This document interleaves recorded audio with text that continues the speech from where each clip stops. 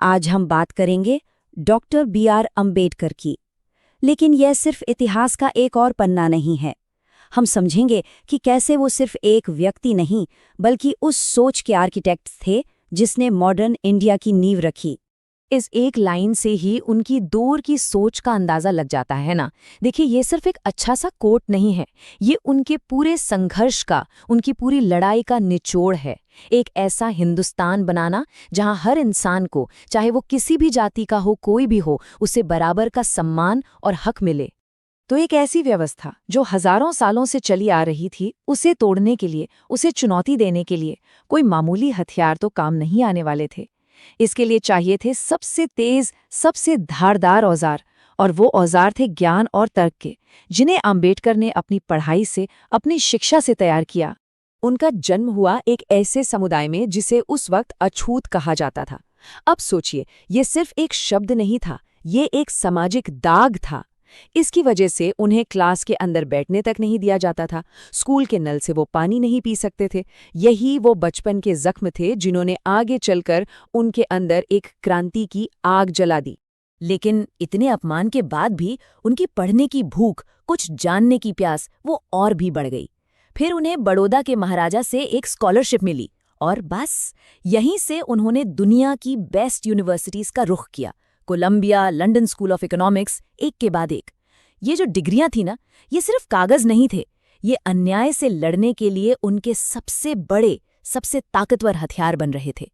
तो दुनिया की सबसे अच्छी तालीम हासिल करके अब आम्बेडकर वापस भारत आए। अब वक्त था किताबों से मिले ज्ञान को जमीन पर उतारने का, एक असली लड़ाई लड़ने का। और ये लड़ाई थी सीधे सीधे जाति व्यवस्था की जड़ों पर। ये स्लाइड ना दो अलग अलग तरह की आज़ादी की लड़ाई को बहुत दिलचस्प तरीके से दिखाती है। दोनों ही सत्याग्रह थे, मतलब बिना हिंसा के अपनी बात मनवाना। एक तरफ था गांधी जी का दांडी मार्च, ये था अंग्रेजों के खिलाफ, मतलब एक बाहरी दुश्मन के खिलाफ। और दूसरी तरफ था अंबेडकर का महार सत्याग्रह। ये किस लिए था? एक पब्लिक तालाब से पानी पीने के हक के लिए। ये लड़ाई थी अपने ही समाज के अंदर की गुलामी के खिलाफ। अंबेडकर का सवाल एकदम साफ था कि अगर हम समाज के अंदर ही एक दूसरे को बराबर नहीं मानते, तो फिर अंग्रेजों से मिली राजनीतिक आज़ादी का हम करेंगे क्या? महाड़ सत्याग्रह का असर भी बहुत गहरा हुआ। जब आम्बेडकर और उनके लोगों ने उस तालाब से पानी पिया ना, तो ऊंची जाति के कुछ लोगों ने उसे गाय के गोबर से शुद्ध करने का नाटक किया। सोचिए, कितनी अपमानजनक बात थी ये। और इसी अमानवीय हरकत के जवाब में आम्बेडकर ने सबके सामने मनुस्मृति को जला दिया। ये वो किताब थी जो जाति के आधार पर भेदभाव को सही ठहराती थी। तो ये आग सिर्फ एक किताब में नहीं लगी थी, ये सदियों पुरानी एक दमनकारी सोच पर लगाई गई थी। उनकी लड़ाई सिर्फ समाज में नहीं, बल्कि पॉलिटिक्स में भी चल रही थी। देखिए, अंग्रेजों ने दलितों को सेपरेट इलेक्टोरेट का अधिकार दिया था। इसका मतलब था कि दलित नेता को सिर्फ दलित ही वोट देकर चुनेंगे। अंबेडकर के लिए ये एक बहुत बड़ी जीत थी, लेकिन गांधी जी ने इसके खिलाफ आमरण अनशन शुरू कर दिया। उन्हें लगता था कि इससे हिंदू समाज हमेशा के लिए टूट जाएगा। अब भारी दबाव में अंबेडकर को मानना पड़ा और पूना पैक्ट साइन हुआ। इसमें सेपरेट इलेक्टोरेट तो चला गया, लेकिन दलितों के लिए रिजर्व सीटें 71 से बढ़ाकर 147 कर दी गईं। तो एक तरह से ये एक समझौता था। राजनीतिक सीटें तो बढ़ीं, पर उस आज़ादी की कीमत पर जिसका सपना अंबेडकर देख रहे थे। तो सड़कों पर लड़ाई लड़ने के बाद अब असली जंग उस टेबल पर होनी थी, जहां आज़ाद भारत का संविधान, उसका भविष्य लिखा जा रहा था। और विडंबना देखिए, जिस इंसान को स्कूल में क्लास के अंदर बैठने तक की इजाजत नहीं थी, आज उसी इंसान को पूरे देश का मुकद्दर लिखने वाली संविधान की ड्राफ्टिंग कमेटी का चेयरमैन बनाया गया। एक आंदोलन करने वाला अब एक राष्ट्र बनाने वाला था, और आज़ाद भारत के पहले कानून मंत्री के तौर पर उन्होंने एक नए बराबर भारत की नींव रखी। और उन्होंने संविधान में इंसाफ और बराबरी के ऐसे मजबूत पिलर खड़े किए कि उन्हें हिलाना मुश्किल हो, जैसे आर्टिकल 17। इसके जरिए छुआछूत को एक कानूनी जुर्म बना दिया गया, हमेशा के लिए। फिर रिजर्वेशन के जरिए उन समुदायों के लिए शिक्षा और नौकरी के दरवाजे खोले जो हजारों साल से पीछे धकेल दिए गए थे। और बात यहीं खत्म नहीं होती, उन्होंने हिंदू कोड बिल के जरिए औरतों के हक की जबरदस्त वकालत की। उन्हें तलाक का, गुजारा भत्ते का और प्रॉपर्टी में बराबरी का अधिकार दिलाने की कोशिश की। उस जमाने में ये एक रेवोल्यूशनरी कदम था, सच में। लेकिन आम्बेडकर ये अच्छी तरह जानते थे कि सिर्फ कानून बनाने से समाज का दिमाग नहीं बदल जाता। असली आज़ादी तो तब मिलेगी जब सोच बदलेगी, जब आत्मा बदलेगी।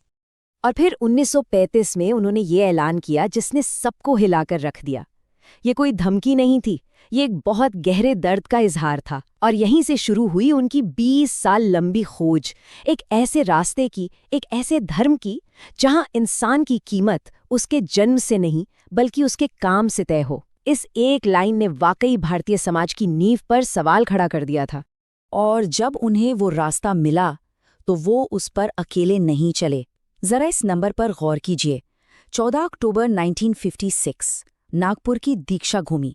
यहाँ 3,65,000, जी हाँ 365,000 से भी ज्यादा लोगों ने उनके साथ एक नई जिंदगी में कदम रखा। ये सिर्फ धर्म बदलना नहीं था, ये गुलामी की जंजीरों को तोड़कर अपने आत्मसम्मान को वापस पाने का एक बहुत बड़ा सामूहिक कदम था। इस मौके पर उन्होंने अपने लोगों को 22 प्रतिज्ञाएं दिलाईं, जो उनके नव्यान बौद्ध धर्म का आधार बनी। इन कस्मों में सिर्फ हिंदू देवी देवताओं और रस्मों को छोड़ने की बात नहीं थी, बल्कि बुद्ध के जो मूल सिद्धांत हैं, बराबरी, करुणा, भाईचारा, उन्हें अपनी जिंदगी में अपनाने का संकल्प था। तो ये एक धार्मिक क्रांति से कहीं ज्यादा थी, ये एक सामाजिक और मानसिक आज़ादी का ऐलान था। तो अम्बेडकर का जो काम था, उनकी जो विरासत है, वो आज के भारत पर कैसे असर डालती हैं? चलिए आखिर में इस पर एक नज़र डालते हैं। 2011 की जनगणना के ये आंकड़े देखिए, ये एक बहुत ही साफ कहानी बताते हैं। आज भी भारत में जो बौद्ध आबादी है, उसका 68% से भी ज्यादा हिस्सा अनुसूचित जातियों से आता है। ये सिर्फ नंबर नहीं है, ये इस बात का जीता जागता सबूत है कि अम्बेडकर के उस सामाजिक आंदोलन ने लाखों लोगों की जिंदगी को कैसे बदला, उन्हें एक नई पहचान दी, एक नया आत्मसम्मान दिया। तो अम्बेडकर ने एक देश का संविधान तो लिख दिया, पर उनका जो असली सपना था, वो था एक ऐसे समाज का जहां किसी की पहचान उसकी जाति से ना हो। और यही सवाल आज भी हमारे सामने है कि वो सपना आज कितना पूरा, जिसने आज़ाद भारत की नींव को हिला दिया था। ये कहानी है हिंदू कोड बिल की। एक ऐसा बिल जिसने हिंदू महिलाओं की किस्मत को हमेशा के लिए बदलने का बेड़ा उठाया था। और हाँ, इसने हमारे समाज की सदियों पुरानी सोच को सीधी चुनौती दी थी। और देखिए, इस बिल को लाने वाले डॉक्टर B.R. अम्बेडकर ने खुद क्या कहा था कि ये देश का सबसे बड़ा सामाजिक सुधार था। मतलब ये सिर्फ कोई मामूली कानून नहीं था, बल्कि एक पूरी सामाजिक क्रांति लाने की कोशिश थी। इसका मकसद था लैंगिक समानता को, यानी जेंडर इक्वालिटी को भारत के कानून का एक अटूट हिस्सा बनाना। तो सवाल उठता है कि आखिर इस बिल की जरूरत ही क्यों पड़ी? इसे समझने के लिए हमें उस दौर में चलना होगा, मतलब 1950 के दशक से भी पहले, और देखना होगा कि तब हिंदू महिलाओं के कानूनी अधिकार कैसे थे। देखिए, उस समय के जो पारंपरिक हिंदू कानून थे, वो बिखरे हुए तो थे ही, साथ ही कई बार महिलाओं के साथ बहुत भेदभाव भी करते थे। सोचिए, महिलाओं को न तो तलाक का अधिकार था, न ही प्रॉपर्टी में कोई खास हिस्सा मिलता था। उन्हें पति के साथ रहने पर मजबूर किया जा सकता था, और कानूनी तौर पर वो अपने नाम पर कोई प्रॉपर्टी या बैंक अकाउंट तक नहीं रख सकती थी। ये जो तुलना है ना, ये सच में हैरान करने वाली है। एक तरफ देखिए पुराने कानून, जहां मर्दों के लिए तो कई शादियों की इजाजत थी, लेकिन औरतों को तलाक का कोई हक नहीं था, प्रॉपर्टी में भी बस नाम का हिस्सा मिलता था। और दूसरी तरफ था अम्बेडकर का विजन, एक शादी, तलाक का अधिकार और बेटियों को जायदाद में बेटों के बराबर का हक। मतलब जमीन आसमान का फर्क था। अब विरासत यानी इनहेरिटेंस की बात करें तो मामला और भी उलझा हुआ था। उस समय दो तरह के सिस्टम थे, मिताक्षरा और दायभाग। अब मिताक्षरा में क्या था? प्रॉपर्टी सिर्फ पुरुषों में ही बंटती थी, मतलब पिता से बेटे, फिर पोते, फिर परपोते को। लेकिन दायभाग कानून, जिसे अम्बेडकर ने अपने बिल का बेस बनाया, वो प्रॉपर्टी पर पर्सनल ओनरशिप की बात करता था, जो कि एक मॉडर्न सोच थी। तो बस इसी भेदभाव को जड़ से खत्म करने के लिए भारत के पहले लॉ मिनिस्टर डॉक्टर अम्बेडकर एक बहुत ही क्रांतिकारी बिल लेकर आए। वो खुद इसे आजाद भारत में महिलाओं के अधिकारों का घोषणा पत्र मानते थे। तो इस बिल में था क्या क्या? चलिए देखते हैं। इसमें महिलाओं को तलाक का अधिकार देने की बात थी, पुरुषों के लिए एक से ज्यादा शादी पर रोक लगाने की बात थी, लेकिन जो सबसे बड़े क्रांतिकारी बदलाव थे वो थे बेटियों को परिवार की प्रॉपर्टी में बेटों के बराबर हिस्सा देना, इंटरकास्ट मैरिज को कानूनी बनाना और महिलाओं को अपनी प्रॉपर्टी पर पूरा हक देना। यहाँ पे ये जो पूर्ण अधिकार या एब्सोल्यूट एस्टेट वाली बात है ना, ये बहुत ज़रूरी है। देखिए, पहले क्या होता था, एक लाइफ एस्टेट का कॉन्सेप्ट था। मतलब महिला जिंदा रहते हुए प्रॉपर्टी सिर्फ यूज कर सकती थी, उसे बेच नहीं सकती थी, और उसकी मौत के बाद वो प्रॉपर्टी वापस पति के परिवार को चली जाती थी। अंबेडकर ने इसे बदला। उन्होंने कहा कि नहीं, महिला अपनी प्रॉपर्टी की पूरी मालिक होगी, चाहे वो उसे बेचे या किसी और को दे। लेकिन जैसा कि हर बड़े बदलाव के साथ होता है, इस बिल का विरोध भी जबरदस्त हुआ। ऐसा लगा जैसे पूरा देश दो हिस्सों में बट गया हो। जो लोग इसका विरोध कर रहे थे, उनका कहना था कि ये बिल हिंदू धर्म और संस्कृति पर सीधा हमला है। धर्म खतरे में है के नाम पर पूरे देश में हंगामा मच गया। पर असल में ये डर उस गहरी पितृसत्तात्मक सोच का था जहां औरतों को मर्दों के बराबर अधिकार देने के बारे में सोचा भी नहीं जा सकता था। और देखिए, ये विरोध सिर्फ कुछ बाहरी गुटों का नहीं था।